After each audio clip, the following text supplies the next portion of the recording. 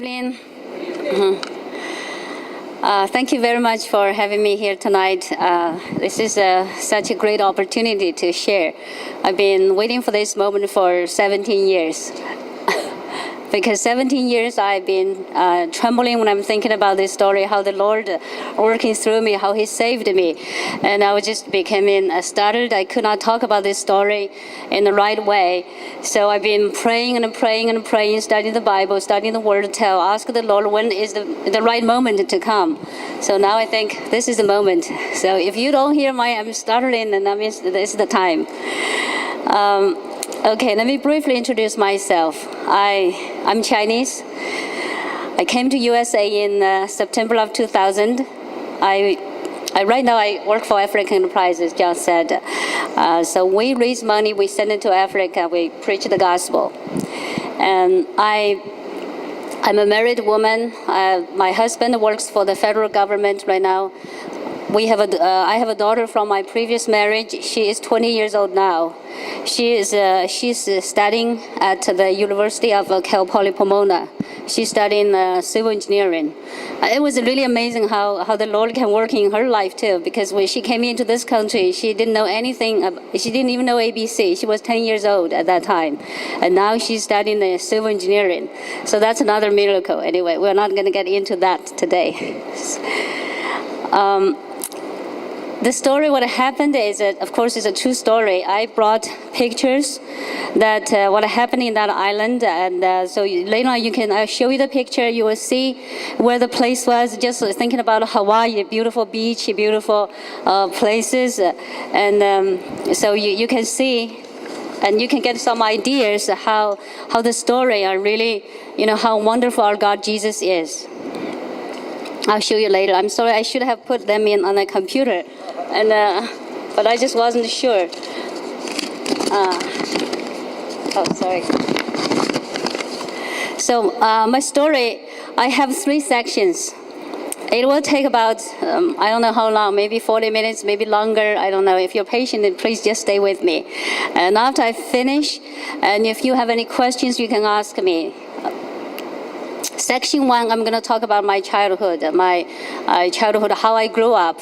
And the section 2 is going to talk about the salvation of Jesus Christ, how He saved an atheist who didn't even believe His existence. The section 3, I'm going to talk about heaven. Heaven is real. Heaven is our home. So let's go to the section 1, which is talk about my childhood. I was born in the summer of 1969. I was born in a very small town. It's by the Yangtze River. When I was born, my mother she was lack of milk to feed me. So all the time, and I was crying, and I refused any cow milks. So if she fed me with the cow milk, and later on it would come back from my mouth, from my nose. It was very dangerous for a little infant. So my mother was very worried. She said, what's going to be, what can I do? If she continues like this, crying and crying, she's going to be starved to death. And so she didn't know what to do, and my family was poor. They didn't have, they didn't have very much money to buy anything or buy the human being's milk. So at that time, she didn't know what to do, but God knows what to do. One day, there was a lady. Her name was Auntie Mei. She walked into the town, and she had a mission. She was looking for a baby to nurse. What happened was her son was born, and then her son was born, but he died after 7 days. So she had plenty of milk. And then she walked into our town. She was looking for a baby, just looking for a baby. And then she just saw many babies, and she wasn't satisfied. Then the minute she was just about to leave the town, and then she saw I was in my mother's arms. And she saw me. She said, "Oh, look at this baby, full of spirit. I want her." Then she became my nanny. So she said to my mom, I just live other side of the Yangtze River, walk a little bit, and then it will be my home. So if you want to come to see where I live and your baby is safe, you come with me. So across the Yangtze River, my parents got off the boat, and then they walked a long, long, long journey. She just, it was like more than 20 miles. My parents didn't expect that. But because the nanny, she really loved me. The first sight when she saw me, she just wanted to feed me. So that's how she brought me to her home. So I was left there at her house. And at that time, those days, there's no public transportation. And the only way you can do is to just walk. It's a long walk. So my parents didn't really have that much chance to go to see me. So I stayed with this nanny, and she spoiled me. She has a few children, but she loved me the most, probably because I replaced her newborn child. So she just spoiled me. Anything, if I was hungry, if I was tired, if I was cried, any time I want, if I want to throw anything away to any direction, she just allowed that to happen. And so that really spoiled me in a wrong way, and then that gave me lots of trouble when I for the future life. Anyway, 7 months later, I had to go home because another infant baby, abandoned infant baby, came into our house, came into a part of our family. What happened was my mother one day, she was on the way to work, and it was in early morning, and then she saw some people was circle around there. So she went inside, and she saw a baby was wrapped in a pattern cotton, was just left there on the floor. And then so she looked at that little baby. She thought, okay, this baby looks beautiful. It has beautiful eyes. So she took the baby home and she gave it to my grandfather. And my grandfather, opened unwrapped the cotton jacket. And then he found nothing but a piece of paper which indicated this baby's birthday. But surprised him that this baby was just in her hair, in her nose, in her eyebrows, in her nails, in her toes, all of her body, even in her ears. It's a lot of dirt, earth. So my grandfather thought, how could this happen? So he guessed that perhaps maybe this baby was born by a teenager girl, and which was against the law. And then so the mother would have to go to jail by doing that. So she could not keep the baby. And then so she probably just have somebody dig a hole or dig a pit and then just bury the baby when she was still alive. Possibly happened. And then maybe the person who put her into that pit, maybe she just felt really didn't want to do that, and maybe he went back to dig the baby up and then wrapped her up and left her outside of the elementary school, and then hoped somebody who have a great heart can come to pick her up and give her a life. That's how my mother met her. So that's how she came to our house. Then my grandfather thought about my uncle at that time after married, so for so many years, never had, still don't have any baby. So he persuaded my uncle and aunt, saying, by superstitions, if you adopt this child, then you would have your own child. So then they did. So they accepted the baby. And then, but the problem was we don't have any milk to feed the baby. So what can we do? Then my grandfather thought about my nanny. And then, so I was exchanged home. My parents went to my nanny's house, took me home, and gave this baby to the nanny. So nanny continued to feed that baby. And then that's how I came home. That's really some story you probably never heard of this in this country. It's not going to happen, but that's my country. Anyway, by the time for some reason, my family never mentioned about this adoption. And so, but my neighbors, they knew our family adopted a baby, but they didn't know which baby was that. And they knew it was a girl, but they didn't know which girl was that. So by the time I came from the countryside, I look thin, I look small, and I look very brown. After you have lots of sunshine, you get looked very brown. So for our culture, if your skin look dark, people look down you. And for some reason, my grandfather gave me a nickname. He called me Black Shovel.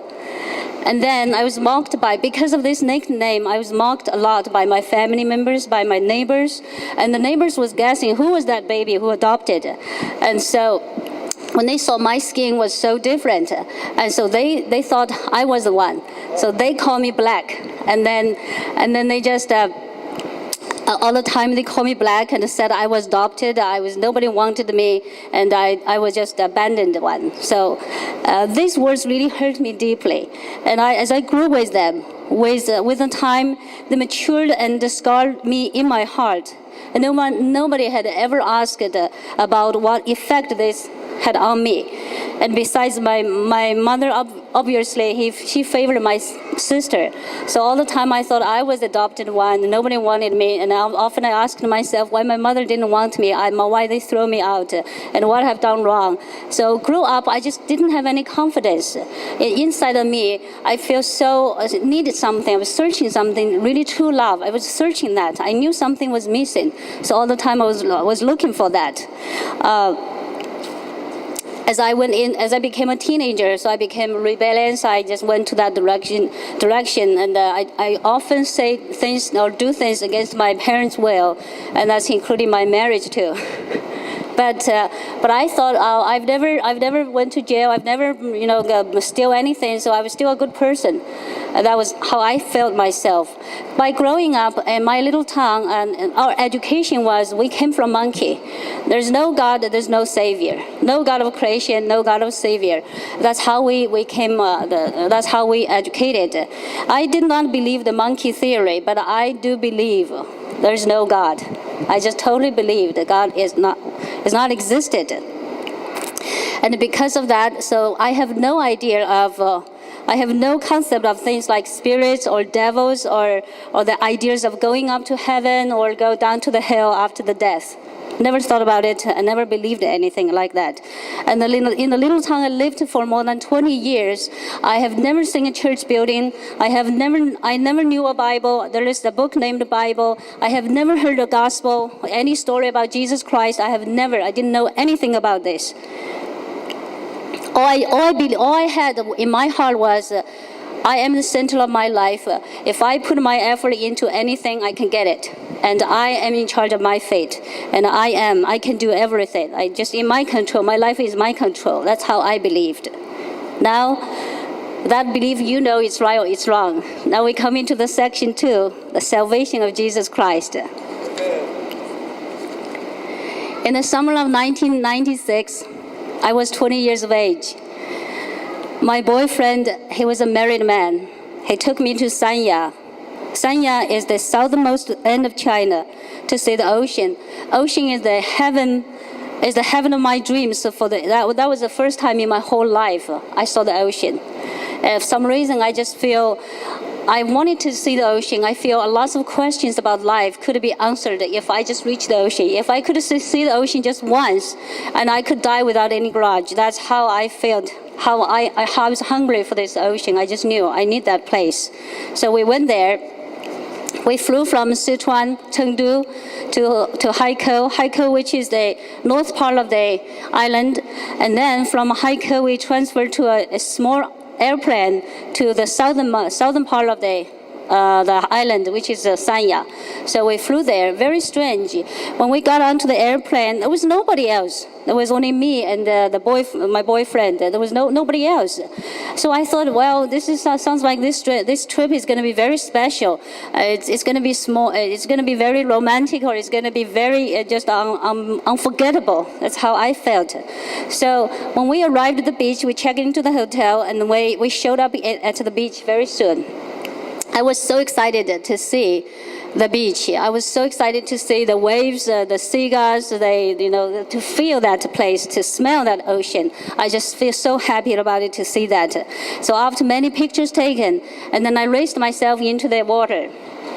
And I was standing there in the water. When the water only reached up to here, I stopped. I looked at the horizontal, and I was thinking, life wasn't fair. Why? Those people on the beach, they were so happy. Seemed like they never had any trouble, or they never went through any difficulties or hardships. But I had to go through so many hardships. And that time, I divorced. When my baby girl was born, I was left in the hospital by my ex-husband. He just left us in the hospital, and then we're supposed to stay in the hospital for 7 days. So the first 3 days he showed up, and then they left, he showed up, and then after that he just disappeared. So it was really hurt me. It was just really broke my heart. At that time, so life later on went into the wrong direction, and that's how I met this man, and then I went to the beach with him. At that time, I have no money, I have no job, I had no money, no job, I had no hope. I just didn't have anything at all. It was totally, totally useless and totally, totally hopeless.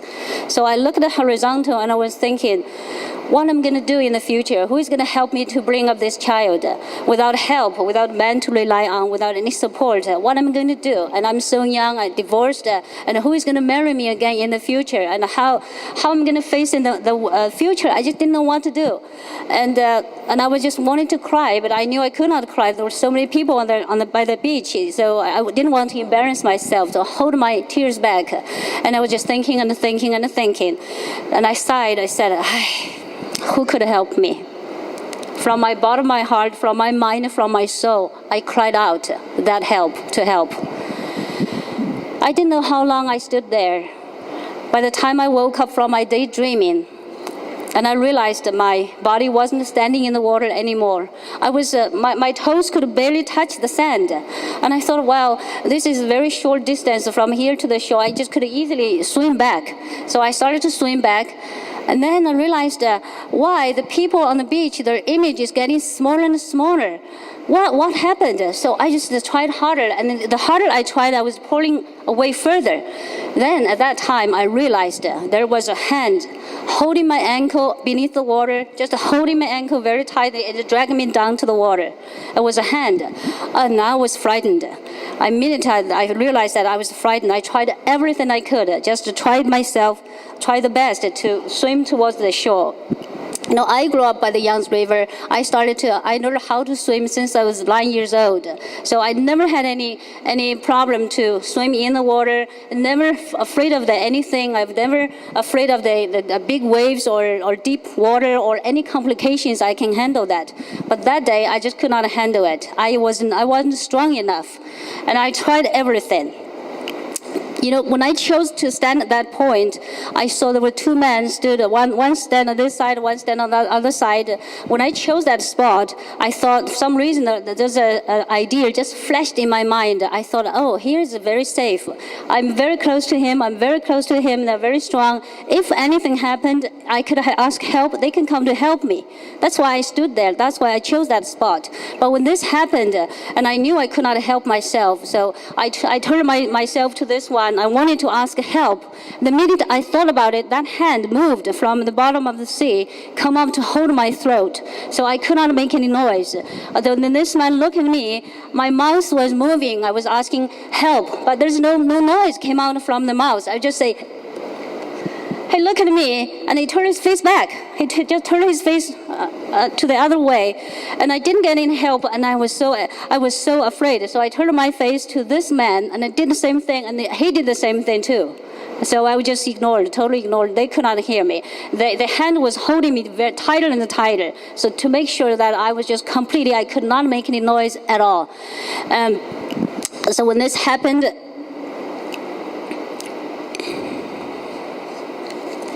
and then the hand moved to down the water and hold my ankle and continued to drag me down to the water.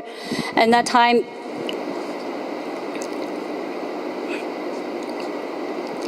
I knew I could not get any help, and I just was pulling away, and it was pulling away further into the water when there was nobody else around me. And then my body started to turn around, and I didn't know what to do. At that time, I saw a big wave came. And then on the top of the wave, it was a big face, ugly face. And the minute I saw that face, I knew it was devil. It was huge. It was like this size, and the eyes was like this size, and it was coming, on the top of the wave. He came to me. He said, "I'm going to kill you today." When I saw that, I just knew I was finished. There's no hope. I'm dying. I'm just gone. I'm going to die today. So very soon, my mind, I was thinking, my mom, dad, and Wei Wei, my daughter's name. Mom, dad, Wei Wei, I'm sorry. they didn't even know where I was. I never told them where I was. So if I died, they would be very disappointed. So I closed my eyes, I stretched out my hands, and I was waiting to die. And by that time, the water already came up to here under my nostrils, and the water forced into my mouth. I started to drink in the water, to take the seawater, and I started to sink. But a miracle happened in a way that no one could ever imagine. The minute I closed my eyes, the minute I stretched out my hands, and then 2 words came out from my mouth, which I didn't know. I have no understanding what I was saying. My God. Immediately, the heaven opened. Then I saw object came, hover around in the air, hover around like a bird, like a big bird. It just came towards me. And then while he was coming, and he was folding his wings, and then he came on top of me and it covered me there. And then he just holding, and then he's landing. He landed in front of me, and then he rotated like this, and then he became an image of a man. And he stood in front of me. I didn't know who he was. But the minute I saw that, I knew I came from him. So I knelt. So I just threw myself and down in front of him. And then later on, I saw behind of him, it was, when he came, I immediately, there's another 2 words came out from my mouth, which without me understanding anything. Another 2 words say, the Holy Spirit. I was an atheist at that time, I didn't know anything about God, but these 2 words just came out. So that's how Holy Spirit came and down like a bird, and then stood in front of me, and then rotated, and then became like a man, stood in front of me. So I didn't know who this man was. He was tall. He was wearing a robe. Behind him was an enormous, round, bright light shining with boundless radiance. He stood in front of me. He stood in front of the light. Yet the light and he were together. They were inseparable. In front of him, I trembled with great fear. I just trembled. I was so afraid. And I knew without him standing in front of the light, I would not be able to. I just could not exist. I shouldn't be there. So suddenly, he raised his right hand and he drew a semicircle from his left shoulder towards his right. He did this way. Then I saw a beam of light, a bright light, as brilliant as the light behind him. It passed through the palm of his hand and moved along with his hand when he drew the semicircle. And immediately, time turned back. Everything that had happened in my life reappeared in front of him, just like a video. There was a big scroll scroll you call book, slowly opened.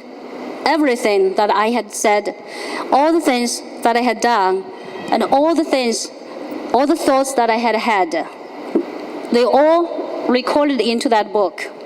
I saw the words deadly sin, frequently appeared into that book. That's how I was recorded into that book. I could not believe I was such a filthy, sinful person. I just put my face on the ground and said, I am a sinner, I deserve to die, let me go to die. I said I should have died many times, let me go to die. And I understood so clearly that I only deserved to die. And I was willing to wait, and I was willing to die.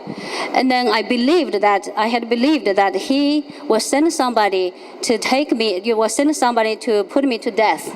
I believed that. However, nothing happened. Everything was still peaceful, was still quiet. Then I asked myself, what he's waiting for? Suddenly I heard a voice sounding from heaven above and earth below. My child, you have come back at last. I have been waiting for you for so long. When I looked up, the brilliant bright light behind him had disappeared. He became a real living man. The brilliant, bright light behind him had disappeared. He became a real man. He stood in front of me. But he was above the ground, just like a few steps away from me. There was a hole on the left side of his heart. Blood and water pouring out from that hole. Who was so cool, I said to myself. Who was so cool? Who was so mean? Who would punch such a big hole in his heart? The minute I thought about it, and the Spirit told me that blood was shed for my sins, and his pain was caused by my faults. And his blood shed for me and for the whole world. And his pain was caused by my sins, all of my sins, including those visible and invisibles. And I broken his heart. All the sins that had been recorded in that book had hurt him and had been hurting him always. My depravity, debauchery, immorality, my ignorance, stubbornness, rebellions, my bitterness, resentment, and anger. Never for a moment that I had stopped. Every sin that I had committed was a painful torment for him. Every sin was like a sharp knife that injured him deeply. It was I who had broken his heart. It was me. It was I who caused him pain. It was I who caused him bleed like that. Then I saw the pure love from his eyes. It was just pouring out into my direction. And I said to myself, I've never seen such a love. It's a pure love. It's a true love. Is that for me? I was questioning my mind, and I looked around, and there was no one else. And immediately the words came to me, yes, it's for you. But how can this be? I said, it's impossible. I have nothing, and I have nothing to pay you back.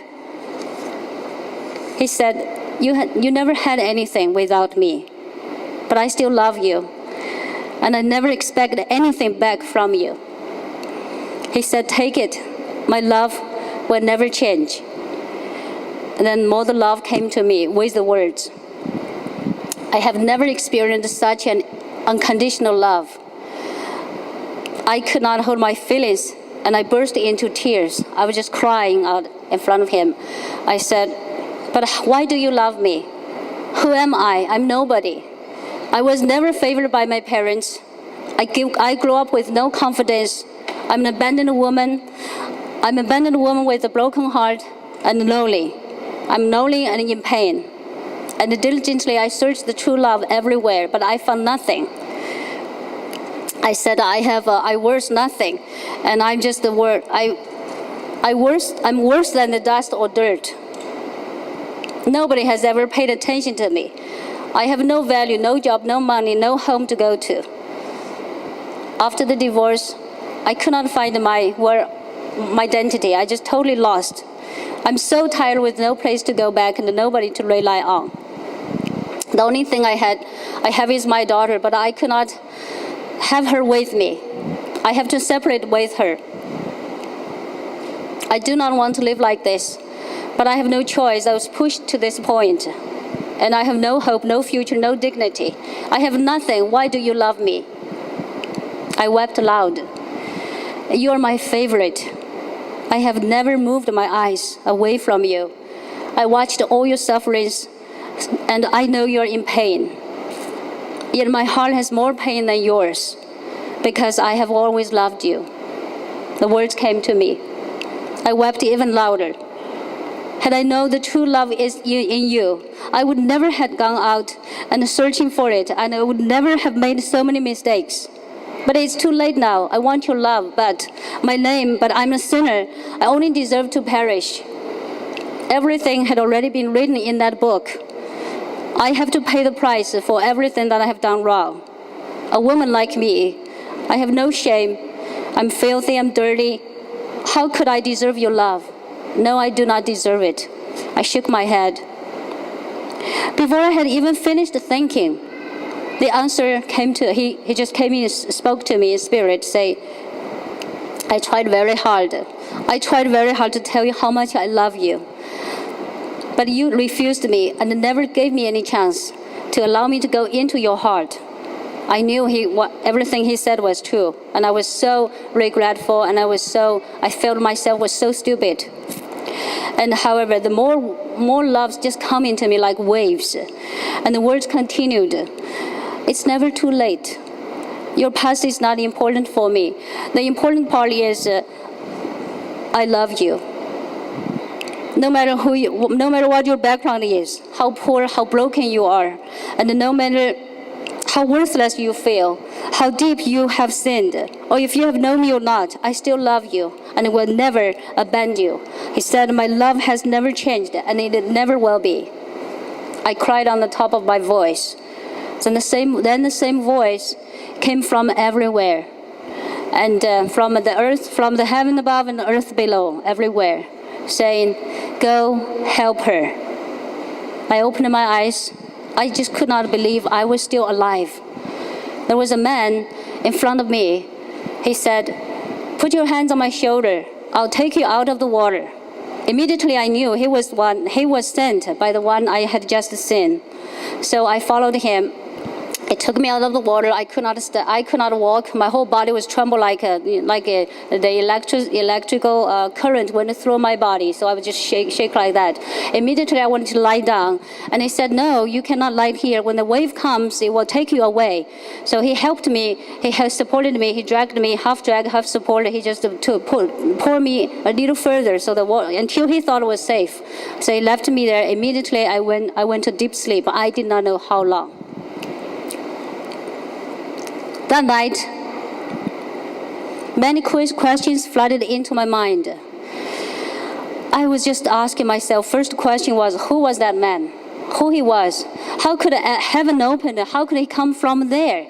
I've never seen anybody from heaven. How could he come from there? I've never educated. There's no words in my mind to educate it, to describe that.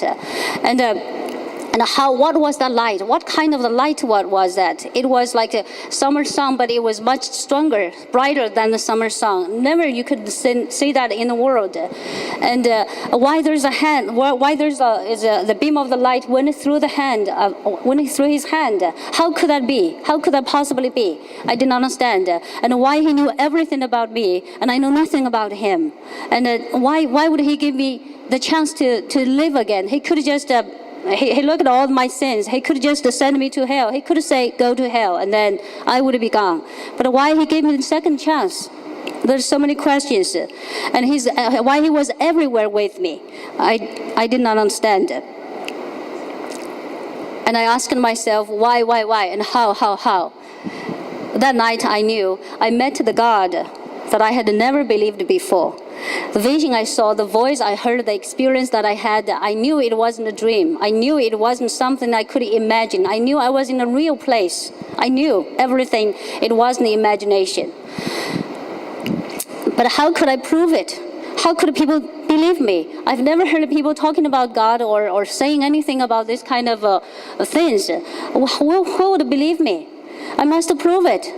So the next day, I went back to the beach. I found the man who pulled me out of the water, and I invited him for dinner to show my gratitude. It surprised me. He could not understand my language, and because I spoke the Mandarin and he spoke the local language, so we couldn't understand. We need a third party to be the translator to understand each other. And but anyway, he came. He came to the dinner with his best friend. So the best friend could be the interpreter between us. And during the meal, I asked him only one thing. That's only one thing I need to know. I said, where were you? How did you see me when I was in danger?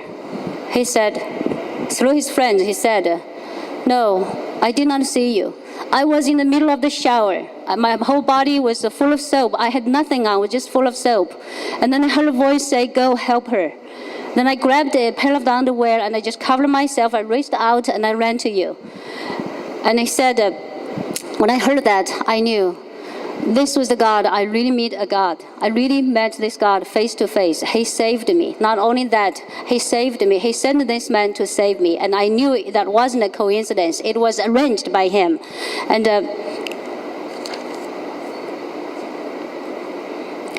but I did not know this God was Jesus Christ.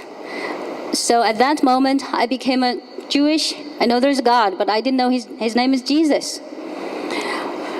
And a few days later, we went back to the city where I lived. I started my mission to looking for this God. I decided to go anywhere, every direction, anything that I can buy. I need to know this God. I need to know why he knows everything about me and I know nothing about him. I just need to find him. But where to find him? I don't know. Nobody ever told me where to go. So I thought about in the movies, I saw people are calling upon God. When they did something wrong, they call upon God. When they were buried, they call God. When they are married, they call God. So God must be in the church. So one day, I asked a man on the street. He was making money by taking people to different places. The tricycle, those things. So I said, take me to a church. He said, what kind of church? I was shocked. I thought the church has different church, has different brand. I never knew. And I was just so embarrassed because he was a street man and he sounds like he knew more than I do. I was an educated woman. So he said, oh yeah, of course. There's a Roman Catholic church, there's a Christian church, and I said, which one do you want to go to? And I thought about it. I said, okay, take me to the one that you've been to. Oh no, I've never been to one, but I took somebody to a place somewhere, sometime. So I said, okay, take me to there. And then he took me, blah, blah, blah, he took me. It was a Christian church. And I walked in and I asked this woman, I said, I wish to buy a Bible. Because the reason I wanted to buy a Bible is because before I went to this island, I met an American man. Everywhere there was a group of Americans. They went to China and they just learned the culture, but actually it wasn't really learn the culture. Actually, I think they were learning the culture, so trying to be a missionary. So how can they work? I think that's what I knew later. At that time, I did not know. So I took them to different tea houses. Every place they went to, and everybody will pull out a book, and then when they started to read that book, we have to leave. As a Chinese, we have to leave. Chinese we were not allowed to talking about religion with foreigners. It's against the law. So when they started to started to study, and we have to leave. So that's how, and then later I asked my friend, I said, what's that book? What's that book? So that from my friend told me it's a Bible. All the Christian knows that book. They study that book. I said, what mean Christian? He said, I don't know either. But anyway, so I knew Bible is probably the book talking about God. So I went to the church, I was asking the Bible, and the woman said, I'm sorry, we sold out. I said, when can I buy? Where can I buy? Can you tell me which bookstore I can go to buy the Bible? And she said, oh, there's nowhere else. Only in the church sell the Bible. So if you're coming back by the Christmas time, we should have a Bible available. And I said, when is Christmas? So she told me when the Christmas time was. So I went back. A few months later, I got my first Bible. When I got my first Bible, I started to read from the page 1, Genesis page 1, all the way till the Malachi, the last words of the Malachi. I was looking for the Lord. I wanted to know what his face looked like, and what's the blood, what's the heart, what's how the book described the palm of his hand, what's going on there. Immediately I believed all the miracles that I had recorded in the Bible. Everything God said, I believed it. Everything he had done, I believed it. When Moses took those people out of Egypt, those miracles, I just loved them. I believed every single one of them. It was just beautiful. And I said to myself, this God is so powerful. Why didn't I know him before? And but I did not find anywhere talking about how the heart was the hole in the heart, or the blood pouring out from there, or the hand, or this kind of thing. I didn't see it. So I went through the second time. I still didn't see it. And then I went into then I started to read the New Testament. The New Testament started talking about the family tree of Jesus Christ. And I said, who is this Jesus? I'm looking for the Bible. I'm looking for the Lord, and I'm not looking for Jesus. Why he has to be here? Why people have to put that much thick, pages to talking about Jesus and his family tree? Is that really important? Like that important? Why do we have to know about his life? And one thing made me very upset was I know there's a God. There's only one God, and when they put Jesus into that book, that means they equal Jesus with the Lord, and that just made me feel upset because I only believe the one who saved me. That is the only God. So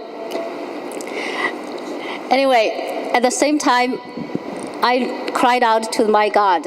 I said, God, if you don't appeal to me anymore, if you don't speak to me anymore, you send somebody to me to teach me about this Jesus. Who is this Jesus? I want to understand. Who is this Jesus business? I just need to know that.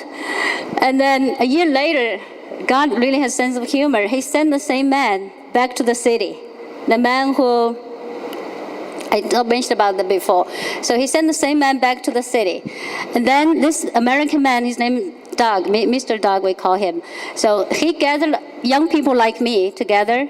We study English. He offered free English class. So we study English. And then English, the beginning of the English class was like a piece of paper like this. So we read the stories or read the paragraphs. So you study the words, everything. And very soon, it became study the Gospel of John. And then he started to tell us, he said, Jesus Christ is the only God. He's a powerful God. He's a miracle God. He showed the miracles. He made the deaf hear. He made the blind see. And he just made people cured. And he made dead people walk out from the tomb. And he just, the King of the King, the Lord of the Lord. And I was thinking, these people really know how to make up stories. That's just the stories they make up to help us study the English. But anyway, I need the free class. I need to study English. I'm just wait until this finish. I will tell them my story, and I will tell them who this real God is. I'm going to tell them. So one day we came to the point. Jesus asked Thomas, "Put your finger into my hand and side." And Jesus told him, "Stop doubting and believe." And then Mr. Dog, he put his emotion this way.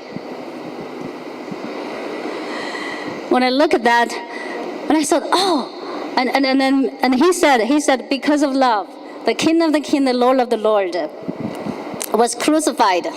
However, 3 days later, not only he was raised from the dead, but also he appeared to many disciples at different places. He appeared.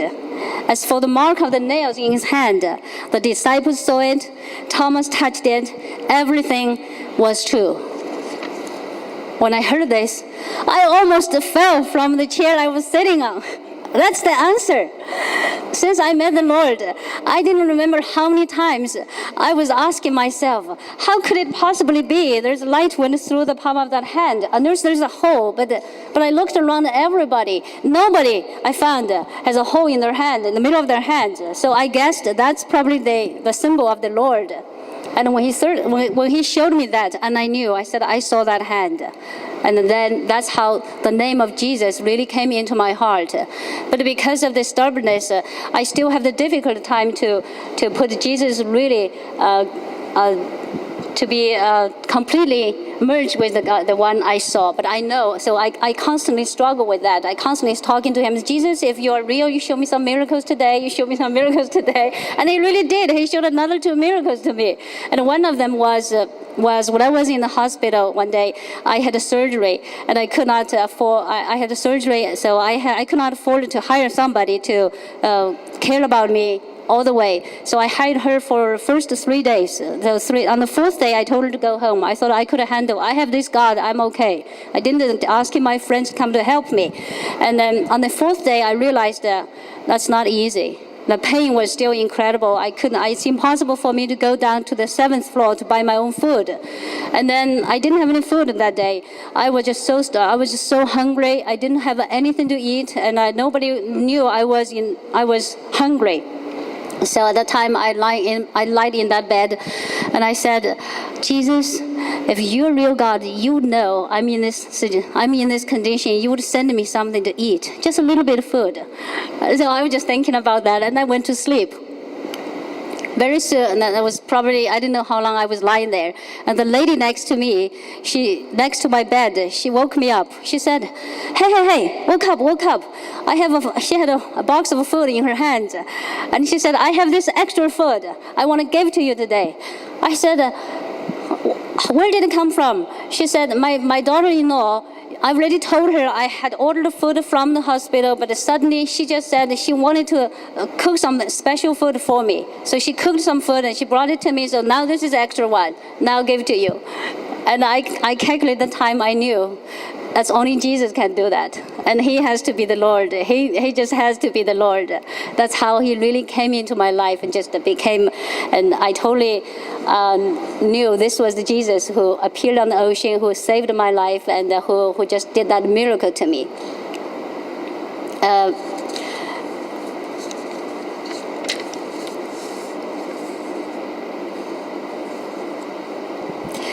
So very soon I went back to this American man. I asked him, I said, I want to be a Christian. One day I just went to him, I said, I want to be a Christian. And he was so surprised and he was so excited. And he even forgot about inviting me into the place. Later he invited me in and he said, tell me what happened. Why do you believe in this God? At that time, I found myself, I could not talk about this story. The minute I started to talk about this story, I became startled. So I could not say anything. I just said, I said, he saved my life. I almost died. He saved me, so I believed in him. He realized that I wasn't ready to share, so he changed his subject. He said, actually, we prayed for you. He said, a year ago, after we met you, we prayed for you. And our group, our friends in America, we prayed for your group and you, especially for you. We asked the Lord to open your eyes. We asked the Lord to open your ears, to open your heart, that you can see him, you can hear his voice, and you can know him, you can be saved. And then that was the time I thought, all the time I was thinking, what was the connection between me and God? That's because of their prayer. I was saved. So how important the prayer is. So if you all, and I'm very happy today, and we have this prayer meeting here, and just keep praying. It's really powerful. You never know when God is going to show that miracle. You just never know. So and he said, I don't know, it's so fast. He said, I don't know, God answered this prayer so quickly. He didn't expect that prayer to be answered so quickly. But anyway, so I became a Christian, and then later I was baptized. And after I was baptized, I was just, really gave my life to follow Jesus Christ. I know He is the only God. Without Him, without me standing here, and I don't know many of us here.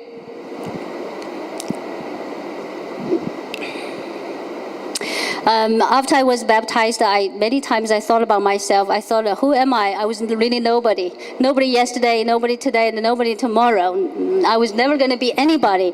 But God just saved me. He picked me up, and He remodeled me. He cleansed me. He remodeled me, and He gave me a new life, a meaningful life. And He just really showed the path and showed the light for my future. And I know for the rest of my life, I'm going to be working for Him. I'm going to be living for Him, and everything, little thing, big thing He asked me to do, I will just try my best to do my best, because I know who holds tomorrow. And so, my friend, I don't know what your faith is here today, but I know no matter what kind of situation you are going through, how hard you are facing something, but I know God can fix everything. If you just put your faith into His hand, He will fix everything. So now we come to the section 3, heaven, our real home.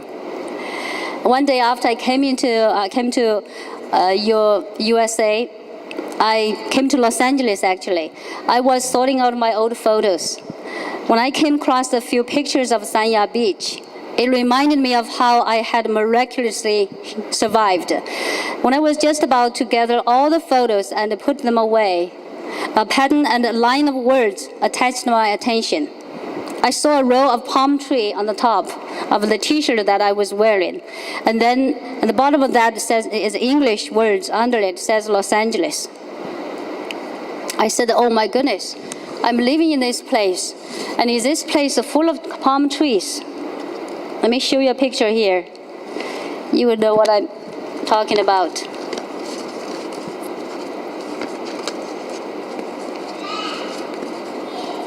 Okay, This picture, you can see that later. This picture, I was wearing that T-shirt. On the top of the T-shirt is the palm trees, and the bottom of that palm tree it says Los Angeles. And this was the picture taken on that on the beach on that the following days. So when I look at that, I thought, wow, this is not an ordinary T-shirt I was wearing. I was wearing God's promise. And he promised me at that time he was going to send me to Los Angeles. So 7 years later, I am here in Los Angeles. And this is so just confirmed. Nothing was a coincidence. Everything God has a plan. He had a plan for us. His salvation, His plan for us. And so I was on that day.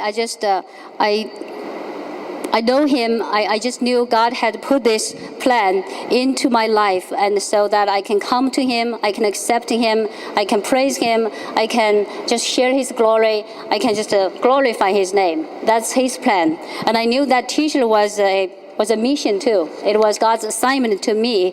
It's a mission that I have to come here. I have to share this story with everybody. I have to tell people about this Jesus Christ as an atheist who didn't even believe him, who didn't totally reject him, and now how he brought me to this promised land. And when I look at the Bible, and Jesus said, I'm going to my father's place. At my father's house is many places. I'm going there to prepare a place for you. So you know where I am, you will come later. He said that. And I knew he was talking about heaven. And when I look at these pictures, I knew God wants me to tell the world how he came to me in the glory. And then he revealed himself to me, how he shed his blood for me for the sins of the world, and then how he went back to the heaven with his glory. That's the whole story he was telling us. So when I look at the picture, and I knew God wanted me to tell it's about heaven. His promise is real. So heaven is real, and heaven is our real home. That's the only home. That's the place that we ending. When our journey finished here, and that's the place we're going to be. I just want to give all of us the hope that we have really hope to go when we finish this journey on the earth, and that's the place we want to be, and that's the place Jesus is really waiting for us. It's a real place. And when I was sitting here, I was hearing they were singing the songs. They say, heaven is real, heaven is real. I thought, oh, it's true, heaven is real. That's wonderful. And when I thought about when God said, my child, you have come back at last. I have been waiting for you for so long. When he said that to me, and I knew each time when I recall that moment, when I recall that voice, it sounded from heaven above and earth below. I trembled almost for 17 years to tell about this story. And now I'm able to tell the public about how the Lord saved me. And so you can have your trust, you can have your faith put in him. And you just trust him. The way he can save me, the way he can save you, the way he can show me the miracle, same way he can show you the miracle. He spoke to me, he spoke to Moses, he spoke to Abraham, he spoke to Hagar, he spoke to many people in the Bible. He can also speak to you. He saved me in the ocean. He can also save you. He saved many people. You read the Bible, all the miracles. He can do everything. So my testimony, my story here, I end up here. But I think your testimony just began. After you hear the true story, I hope I want to ask you something. Will you be more willing to share this amazing Jesus, the amazing Lord, with your families, friends, and your neighbors? Will you be more excited to share the gospel to the unreached people of the world? Will you be more surrendered to the Lord, be more humble to serve Christ as your master, as your savior? Will you be more looking forward to the real home, the heaven, when your journey finished on the earth? Those questions I left for you. And the decision is yours. And so may the Lord bless you.